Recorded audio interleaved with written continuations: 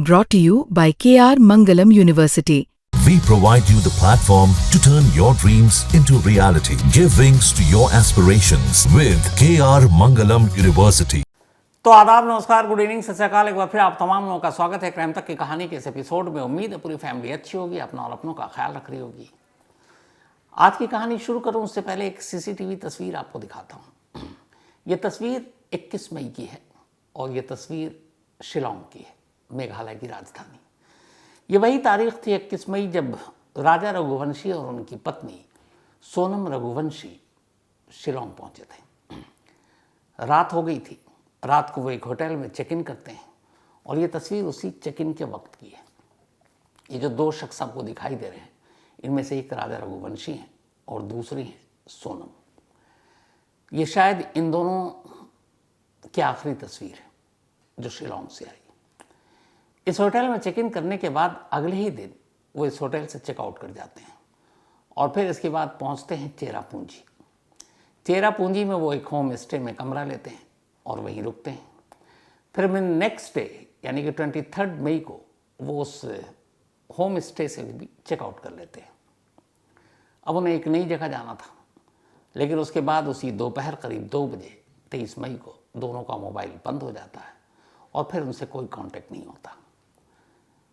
करीब 10 दिन के बाद 2 जून को राजा रघुवंशी की लाश चेरापूंजी में एक खाई से मिलती है, लेकिन सोनम का अब भी कोई सुराग नहीं है।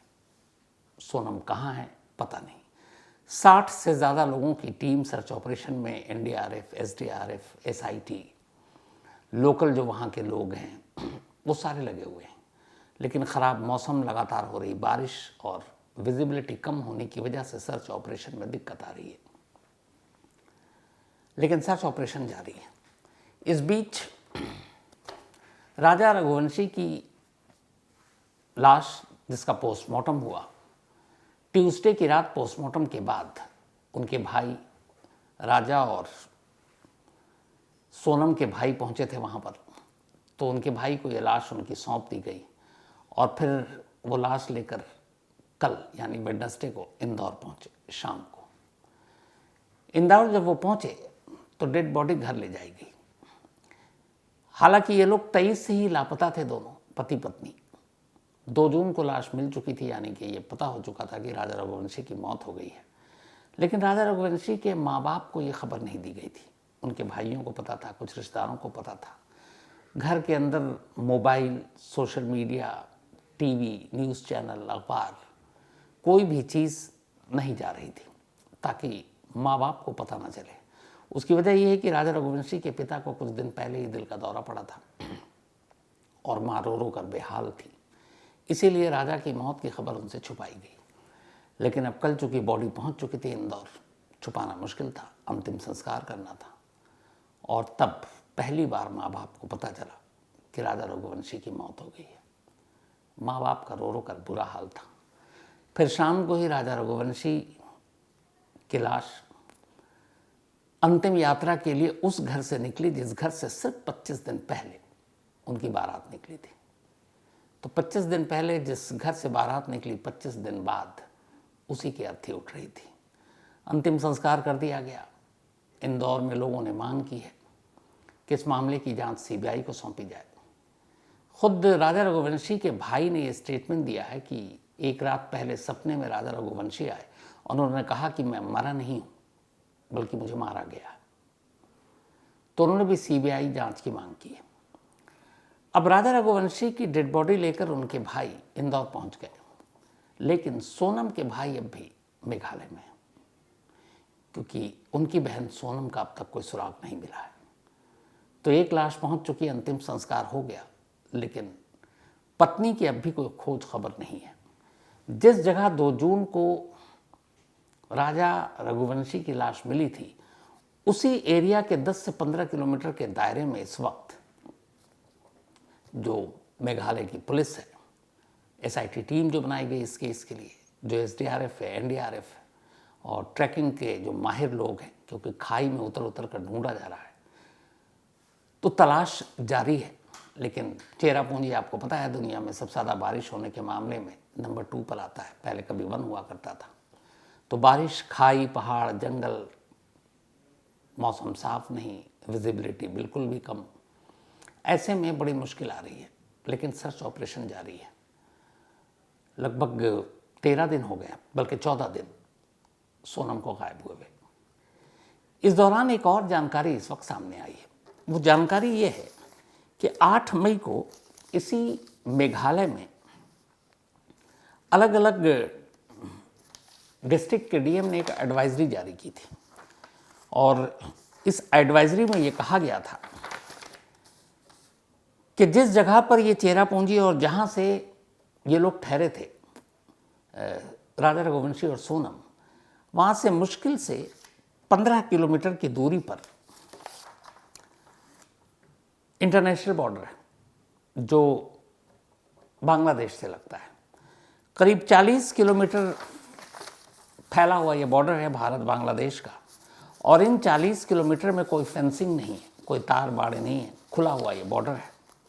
और एग्जैक्ट 22 किलोमीटर है जहाँ पर राजा और ये जिस मानहा स्टे होम में ठहरे थे वहाँ से, और जहाँ से लाश मिली थी लगभग वहाँ से भी 15 से 20 किलोमीटर की दूरी पर भारत और बांग्लादेश का ये बॉर्डर है जो 40 किलोमीटर लंबा है, लेकिन कोई तारबंदी और ये सब चीज़ है नहीं। तो एडवाइजरी एक जारी हुई। ये ईस्ट खासी डिस्ट्रिक्ट के जो डीएम हैं विवेक सीम नहीं, ये तो एसएसपी, जो डीएम है, उन्होंने एक एडवाइजरी जारी की थी 8 मई को और कहा था कि उनके पास जो खबर ये है कि बांग्लादेश से घुसपैठ हो सकता है और कुछ बैड एलिमेंट्स, क्रिमिनल बांग्लादेश से मेघालय में दाखिल हो सकते हैं और वो लूटपाट और क्राइम की नीयत से बॉर्डर पार करेंगे। लिहाजा इसको देखते हुए 8 मई से अगले 2 महीने तक इस पूरे इलाके में नाइट कर्फ्यू लगा होगा। यानी जब राजा हिंदुस्तानी और सोनम मेघालय पहुंचे तो उस एरिया में नाइट कर्फ्यू तब भी था कि आप रात को बाहर नहीं निकल सकते।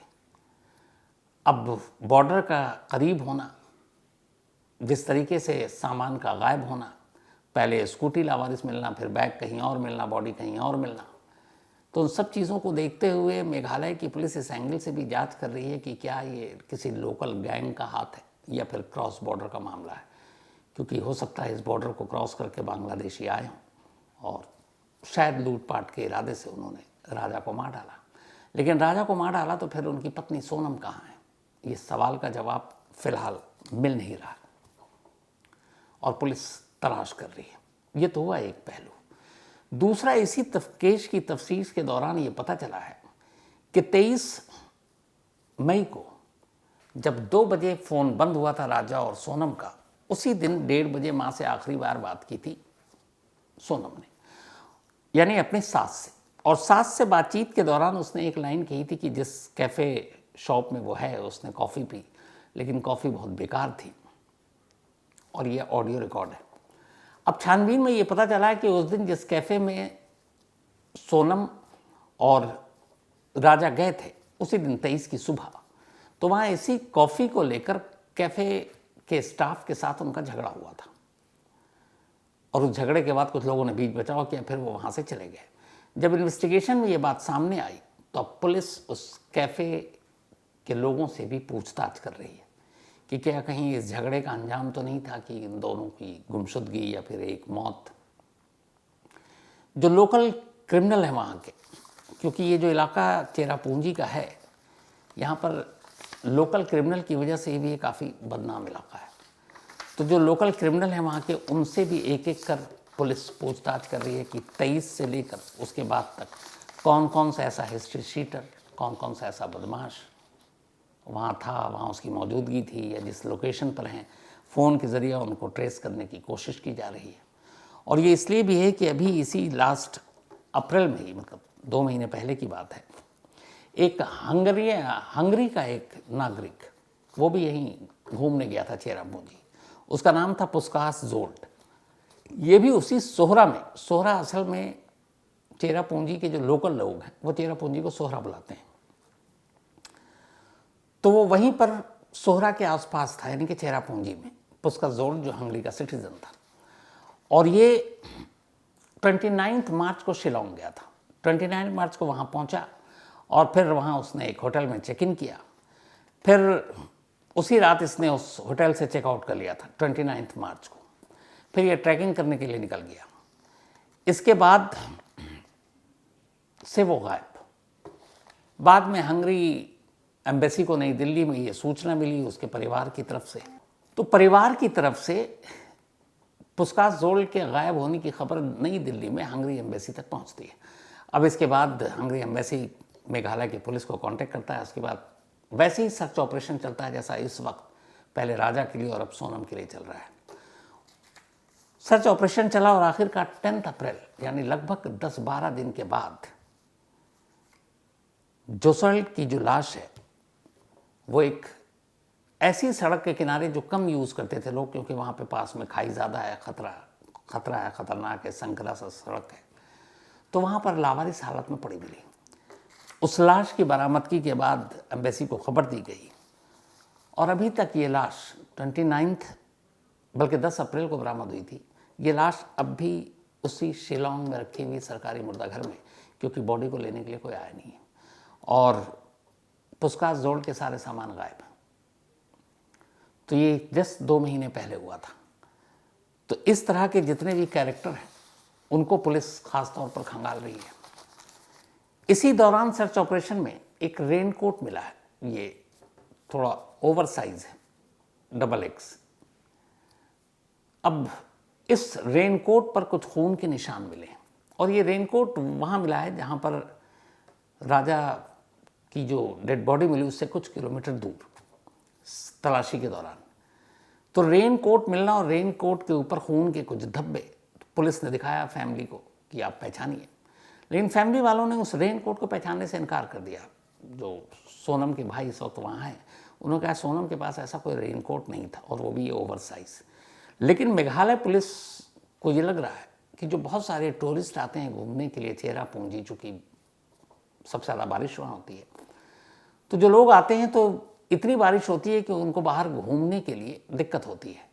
तो वहाँ रेनकोट काफ़ी बिकता भी है और कुछ लोग तो रेनकोट को रेंट पर देते हैं। जैसे आप किसी मनाली या कहीं और जाते हैं जब आप स्नो वाली जगह पर, तो वो बूट आपको किराए पर मिलता है चढ़ने के लिए, जूते बर्फ़ में चलने वाले। तो चेरापूंजी में रेनकोट भी रेंट पे मिलता है। तो एक डाउट ये भी है कि बहुत मुमकिन है कि सोनम या फिर राजा ने बारिश से बचने के लिए और बारिश में घूमने के लिए इस रेनकोट को ख़रीदा हो जिसके बारे में उनके परिवार को कोई इल्म या जानकारी नहीं है। रेनकोट को फॉरेंसिक जांच के लिए भेज दिया गया है ताकि जो ब्लड के उस पर नमूने मिले उससे DNA के ज़रिए पता किया जा सके कि इस रेनकोट और उस पर लगे खून के धब्बे किसके हैं। जिस जगह पर राजा रघुवंशी की लाश मिली थी उसके 10 से 15 किलोमीटर के रेडियस में दायरे में ही इस वक्त सर्च ऑपरेशन चल रहा है और ख़ास तौर पर चूँकि राजा की लाश खाई में मिली इसीलिए उसी जगह पर यह सर्च ऑपरेशन चल रहा है।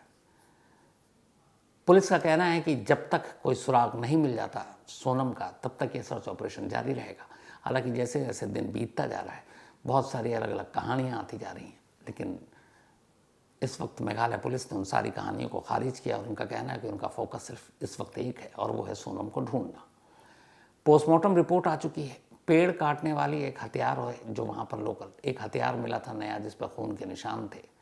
पुलिस को शक है कि शायद उससे राजा को मारा गया, लेकिन डिटेल पोस्टमार्टम रिपोर्ट आनी अभी बाकी है। तो ये तो तलाशी अभियान और बाकी सारी चीज़ें जो है वो चल रही हैं। इस बीच में अब सोशल मीडिया पर आप देख रहे हो बहुत सारे कहानियों और रिश्तों को लेकर अलग अलग एंगल से जो आ रहा है सोनम और राजा की, तो वो सब अफवाहें हैं, झूठ है। असल में राजा रघुवंशी और सोनम रघुवंशी ये दोनों ही रघुवंशी बिरादरी से आते हैं। 3 महीने पहले इन्हीं के समाज ने राजा के लिए जब लड़का ढूंढना शुरू किया तो फिर सोनम रघुवंशी के बारे में पता चला। दोनों परिवार एक दूसरे से मिले। परिवार में जब रजामंदी हुई तो फिर राजा और सोनम को मिलाया गया। दोनों तैयार हो गए, यानी अरेंज मैरिज थी लेकिन दोनों की रजामंदी थी राजा और सोनम की। इसके बाद 2.5 महीने पहले रोका हुआ। रोका होने के बाद शादी की तारीख तय हुई 11 मई और उसी तय तारीख पर 11 मई को शादी हुई। राजा रघुवंशी भी इंदौर के रहने वाले, वहीं पैदा वहीं परवरिश हुई। सोनम रघुवंशी भी इंदौर की रहने वाली। सोनम ने इंदौर के ही कॉलेज से ग्रेजुएशन किया, राजा ने भी वहीं से ग्रेजुएशन किया। राजा के फैमिली कारोबार जो है वो टूर एंड ट्रैवल्स का है। उनकी बहुत सारी गाड़ियां हैं जो इंदौर के अलग अलग होटलों से या फिर अलग अलग ऑफिस पिक एंड ड्रॉप के लिए वो उसके साथ जुड़ी हुई हैं, तो उनका टूर एंड ट्रैवल्स गाड़ियों का काम है। जबकि जो सोनम है उनकी फैमिली का जो काम है वो प्लाईवुड का है, बिजनेसमैन। लेकिन उनके फादर को कुछ वक्त पहले लकवा मार गया था, तो अब जो सोनम के इकलौते भाई हैं वो इस कारोबार को देख रहे हैं। सोनम की एक बहन भी है और माँ और बाप है, और वो सही वही सोनम का भाई जो इस वक्त कारोबार देख रहा है अभी मेघालय में अपनी बहन को ढूंढ रहा है। जबकि राजा रघुवंशी के परिवार में उनके माँ और पिता के अलावा 2 और भाई हैं और दोनों शादीशुदा हैं, दोनों की पत्नियां भी हैं। तो ये पूरा परिवार रहा। तो 11 मई को शादी हुई। शादी के बाद इन दोनों का यही था कि शादी से पहले बल्कि ये तय हुआ था कि शादी के बाद हनीमून के लिए दोनों कश्मीर जाएंगे, और कश्मीर में भी पहलगाम और गुलमर्ग ये सारा इनकी लिस्ट में था। लेकिन 22 अप्रैल को पहलगाम हो गया हमला, उसके बाद भारत पाकिस्तान के बीच तनाव, फिर ऑपरेशन सिंदूर, बहुत सारी चीज़ें बदल गई। तो फिर घर वालों ने कश्मीर जाने की इजाज़त नहीं दी। उन्होंने कहा कश्मीर के हालात ठीक नहीं है, तुम मत जाओ। तो इसीलिए ये दोनों कश्मीर नहीं गए। फिर ये हुआ कि असम जाएंगे, कामाख्या मंदिर का दर्शन भी करना था उन्हें, और फिर वहाँ से ये लोग मेघालय पहुँच गए थे। अगर 22 अप्रैल पहलगाम ना हुआ होता तो शायद राजा रघुवंशी और सोनम इस वक्त कश्मीर में होते, लेकिन लिखा कुछ और था। अब पुलिस जिस एंगल से जांच कर रही है, जैसा मैंने आपको बताया, ये इसलिए बताया दोनों की फैमिली और शादी और रोका, क्योंकि ये दोनों परिवार की मर्जी से, इनके समाज की मर्जी से शादी हुई, और इन दोनों के बीच में ऐसी कोई भी चीज़ नहीं थी। और इस वक्त सोनम की तलाश ज़रूरी है। लेकिन हाँ, जिस इलाके में ये लोग गए वहाँ की हिस्ट्री थोड़ी सी डरावनी है। उसकी वजह ये है कि जिस मेघालय में राजा और सोनम गए, अगर इसकी हम पॉपुलेशन की बात करें तो 34 लाख टोटल आबादी है, 34 लाख। छोटा सा है चूँकि पहाड़ और जंगल ज़्यादा है। तो 2025 के एक डेटा के हिसाब से मेघालय की आबादी 34 लाख है। और यहाँ ये वो स्टेट है जिसमें मेल और फीमेल का रेशो एकदम 50-50% है। यानी इन 34 लाख में 17 लाख पुरुष हैं तो 17 लाख महिला हैं, बराबरी है। और अगर आप रैंकिंग के हिसाब से देखें पॉपुलेशन में, इंडिया के जितने भी हमारे स्टेट हैं, हम 140 करोड़ों में, तो 22वें नंबर पर आता है पॉपुलेशन वाइज मेघालय, क्योंकि सिर्फ 34 लाख की जनसंख्या है। लेकिन पॉपुलेशन के हिसाब से बेशक 22वें नंबर पर हो, आबादी बेशक सिर्फ 34 लाख हो, लेकिन अगर क्राइम रेट के हिसाब से आप जाएंगे तो NCRB यानी नेशनल क्राइम रिकॉर्ड ब्यूरो 2024 का एक डेटा आया है जिसमें क्राइम के मामले में मेघालय की रैंकिंग नंबर 4 है। अब आप सोचिए, 22वें नंबर पर पॉपुलेशन के हिसाब से सिर्फ 34 लाख की आबादी है, लेकिन क्राइम के हिसाब से नंबर 4 पे है। NCRB का डेटा है ये। 1% बल्कि 1 पर कैपिटा के हिसाब से, मतलब हर 5वां इंसान उसके ऊपर कोई ना कोई क्राइम के केस है। यहाँ पर दिल्ली जैसा क्राइम वाला एरिया जो बदनाम है दिल्ली, वो उसके बाद आता है मेघालय के। और क्राइम में देश में नंबर 1 तो आपको पता ही है यूपी है। उनकी पॉपुलेशन भी बहुत ज़्यादा, 25 करोड़, यहाँ 34 लाख। लेकिन ये वाले डेटा से ज़्यादा जो दूसरा आंकड़ा डराने वाला है, 2023 की लास्ट रिपोर्ट है, वो ये है कि 2023 में मेघालय में कुल 6 ऐसे मामले आए थे जिसमें किसी फीमेल को किडनैप किया गया। महिलाओं के किडनैपिंग के मामले सिर्फ इस मेघालय में, जिसकी आबादी ही 34 लाख है। शादी के लिए महिलाओं को किडनैप करने के 2023 में 6 मामले थे मेघालय में। रेप के 2023 में कुल 66 मामले थे इस मेघालय में। गुस्सा या बदला लेने के लिए महिलाओं को मारने के 51 केस दर्ज हुए थे 2023 में। 150 बच्चों को किडनैपिंग के अलग अलग मामले भी 2023 में NCRB के रिकॉर्ड के हिसाब से यहाँ दर्ज हुए थे। तो अगर आप क्राइम के हिसाब से जाएं तो ये आंकड़े डराने वाले हैं। अब पुलिस के सामने सोनम को ढूंढने या राजा के कत्ल, मौत के पीछे की जो थ्योरी बेसिक आ रही है, नंबर 1, जो खुद हालांकि पुलिस कह रही है हर एंगल से मामले की जांच कर रही है, लेकिन जो पहला है वो ये है कि ये लूटपाट के इरादे से शायद कत्ल किया गया है, क्योंकि काफ़ी महंगे अंगूठी, चेन, ब्रेसलेट राजा रघुवंशी ने पहने हुए थे और वो सारे गायब थे। उसी तरीके से सोनम ने भी काफ़ी गहने पहने हुए थे, शादी हुई थी, हनीमून पर गए थे, तो वो गायब हैं। तो पुलिस का जो पहला है लाइन ऑफ इन्वेस्टिगेशन वो है कि कहीं ये रॉबरी या लूटपाट की वजह से तो नहीं हुआ। दूसरा है कि कहीं अचानक ये किसी ऐसे गैंग का इनसे सामना हो गया और कुछ बात हुई और फिर कुछ हुआ। तीसरा है कि कोई झगड़ा तो नहीं हुआ, जैसे उस एंगल से कैफे वाले मामले से भी जांच कर रहे हैं। चौथा ये कि कहीं क्रॉस बॉर्डर का केस तो नहीं हुआ कि ये लोग क्रॉस बॉर्डर करके, चूँकि रात को कर्फ्यू है और वैसे भी एडवाइजरी जारी है, पुलिस के इनपुट है कि बांग्लादेशी यहाँ लूटपाट के इरादे से या वायलेंस के इरादे से घुस सकते हैं, बाकायदा रिटर्न में एडवाइजरी है। तो एक वो भी एंगल हो सकता है। तो फिलहाल मेन ये 4 ऐसी थ्योरी है जिसके ऊपर लाइन ऑफ इन्वेस्टिगेशन है मेघालय पुलिस, और उन्होंने इसी के लिए एक SIT टीम बनाई है, स्पेशल टीम, जो इस वक्त जांच कर रही है। अब ये जांच दोनों तरीके से है, एक राजा की मौत और दूसरी सोनम की गुमशुद की। तो दुआ यही है कि सोनम का पता जल्द से जल्द मिले, और दुआ ये भी है कि सोनम सही सलामत मिले। आगे इसमें जो भी अपडेट होगा, जो भी इस केस में नई जानकारी आएगी आप तक, पूरी क्राइम तक टीम लगातार इसकी खबर पे लगी हुई है, तो आप तक ज़रूर पहुंचाएंगे। तो फिलहाल कहानी में इतना ही, लेकिन कहानी ख़त्म करूं उससे पहले वही अपना सिलसिला। आज आदित्य तिवारी, इनका बर्थडे है।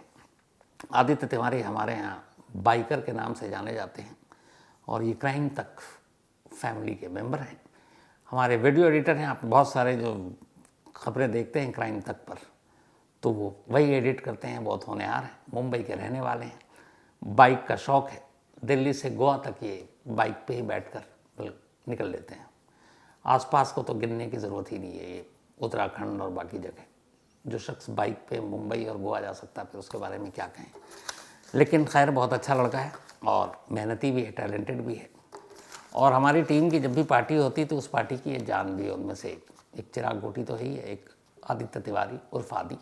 हैप्पी बर्थडे आदि, हमेशा अच्छे रहो, तुम खुश रहो। And Tara Tiwari ji and PN Tiwari ji, आप दोनों को भी बधाई आदित्य के जन्मदिन के लिए। तो तारा तिवारी जी और PN तिवारी जी आदि के पेरेंट्स हैं, माँ बाप हैं। हैप्पी बर्थडे आदि। इसके अलावा आज गौरव त्यागी, इनका भी बर्थडे है। गौरव त्यागी साहब भी हमारे वीडियो एडिटर हैं और हमारे HOD यानी कि अमित सिंह उन्हीं की टीम में हैं।